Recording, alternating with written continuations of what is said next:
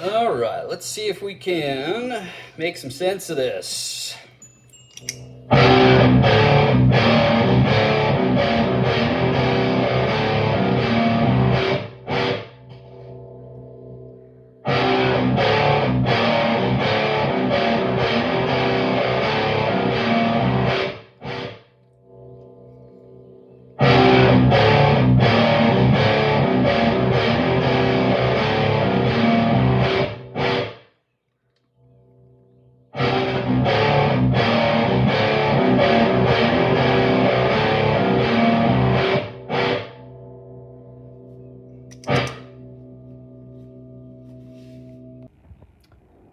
Here we are again with the Friedman little sister. It's a great amp, great architecture, great design, great layout, large components.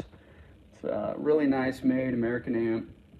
And today we are adding a bass cut.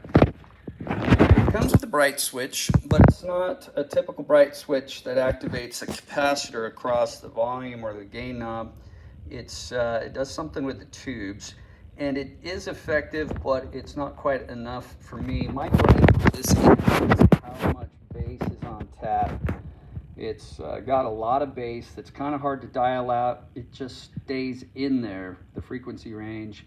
So I think it would probably be great for a Telecaster or a Strat, but when you start playing humbuckers through it, it is a bit woofy. And you know, you got to give a nod to amp designers because they have to try and tune their amplifiers so that they work well with something that's as trebly as a Strat or a Telecaster, but then can also work with something that's more bassy, like a humbucker driven guitar.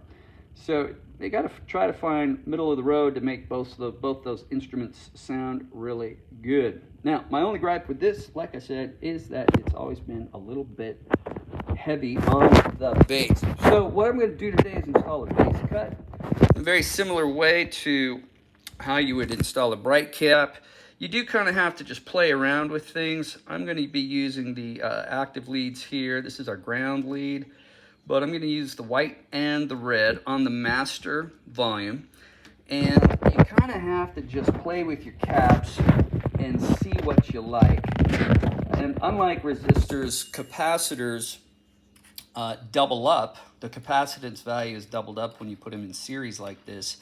And it is actually, that's a resistor. Resistors double up if you add them in series like this. For capacitors, it's the opposite. When you put them in series, you decrease the capacitive value, usually in half if you're using the same two. Well, it's half regardless. It's the average of the two.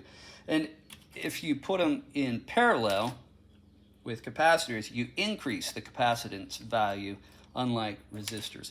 Anyway, you want to get a couple of different values, and you can just put some leads, alligator clips on here, and then like I was showing you, take the capacitor in, take the capacitor out, and see what kind of EQ adjustment remains, because you don't want to knock any one of these frequencies out of what you're hearing, but you can tailor it somewhat so that it's more pleasing to your application.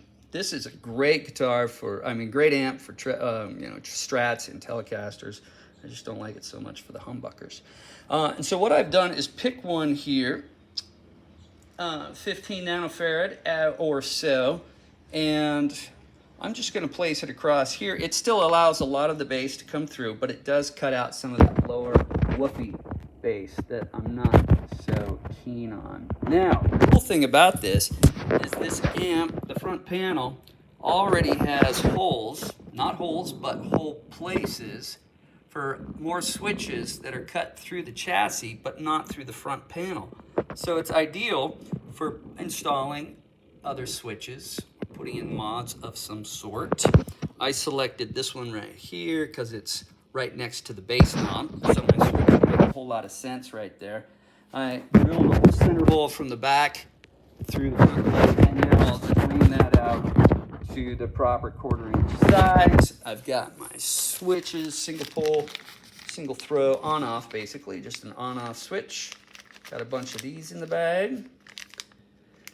And this will just simply be an on-off type deal, mounted right there. And so we'll get it done, and then we'll take it inside.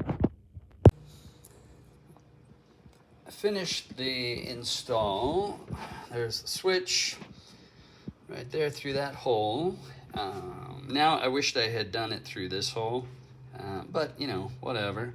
But it would have just tucked this switch in between two knobs. The stem on these stock switches is shorter than the stem on this micro switch. I didn't notice that till now.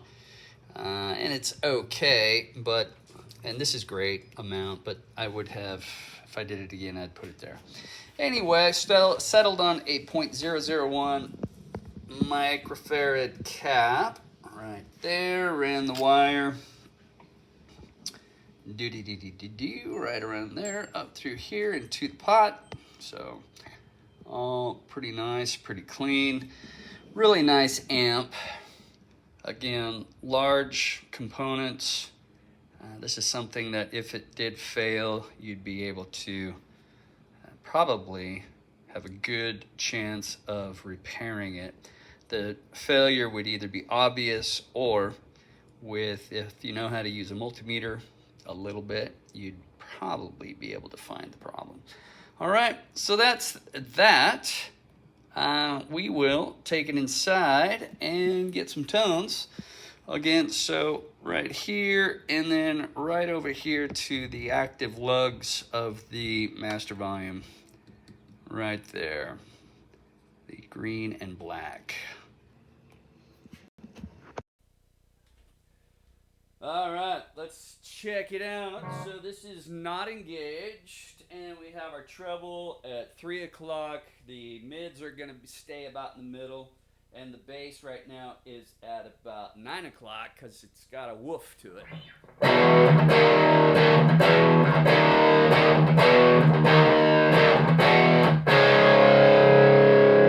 Okay, we'll engage this.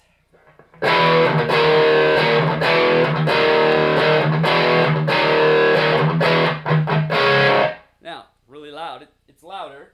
So I'm going to turn the treble now down to 9 o'clock, or all the way over to the left. Can bring the bass up to noon.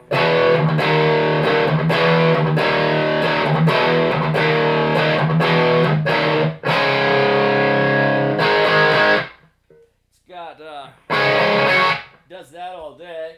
So let's take it off now.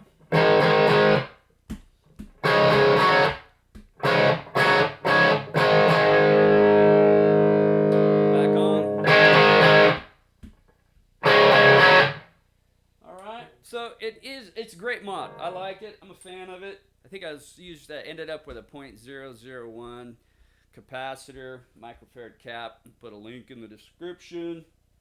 I might have gone a little smaller, but if you go too small, you don't get as much of the bass cut. If you go with a larger cap, it really has a way of letting some of those really cool mids through. I'm talking to this thing. You're over there. So a larger bright cap will allow more of the mids through. If you do a smaller one, you just get more treble, more brightness, and it doesn't do anything about the woofy bass that's part of this head. Great setup, great head, but easy enough to do and really worthwhile in my opinion. I wished I had used the short shaft switch, but I didn't know. I didn't do enough research. Okay, so there it is. Take care, y'all. Happy modding.